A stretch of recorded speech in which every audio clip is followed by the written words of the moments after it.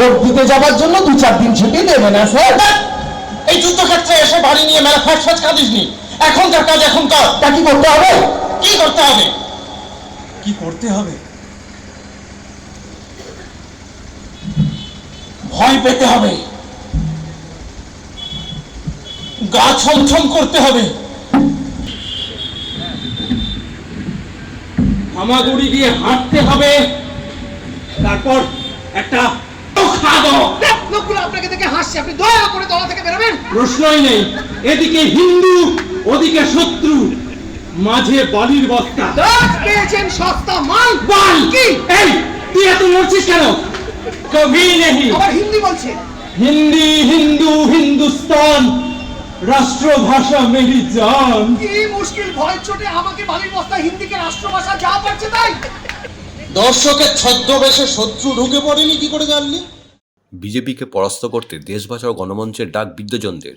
দেশ বাঁচাও গণমঞ্চের তরফে বালুরঘাট শহরের সুরেশ রঞ্জন পার্ক সংলগ্ন এলাকায় একটি সভার আয়োজন করা হয়।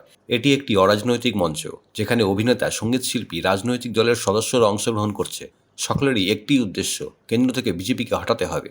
তা না হলে পরে গণতন্ত্র ও দেশকে বাঁচানো সম্ভব হবে না। বৃহস্পতিবার দুপুরে বালুরঘাট সুরেশ রঞ্জন পার্কের সামনে সেই সভা অনুষ্ঠিত হয়, যেখানে বালুরঘাট আপামর মানুষ উপস্থিত ছিলেন। এদিনের এই সভায় উপস্থিত ছিলেন দেশ বাঁচাও গণমঞ্চের অন্যতম আহ্বায়ক বর্ণালী মুখার্জি সহ অন্যান্য সদস্যরা। শুধু বালুরঘাট নয়, রাজ্য জুড়ে দেশ বাঁচাও গণমঞ্চের তরফে একাধিক সভা করা হচ্ছে। আমরা দেশ বাঁচাও গণমঞ্চের পক্ষ থেকে 30 তারিখ থেকে রওনা হয়েছি, জেলায় জেলায় ঘুরছি। সেখানে রাজনৈতিক বক্তব্য থাকছে, সাংস্কৃতিক অনুষ্ঠানও থাকছে, নাটকও থাকছে।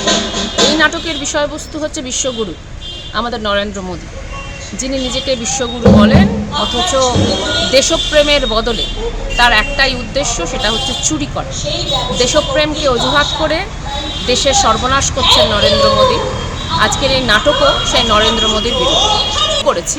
এক একটা জেলায়, মূলত এক একটা বড় কেন্দ্রেই আমরা করছি। আজকে এখন বালুরঘাটে করছি, বিকালবেলা আমরা চলে যাব উত্তর দিনাজপুর। আপনারা কোথা থেকে এসেছেন? আমরা কলকাতা থেকে শুরু করেছি এই যাত্রা।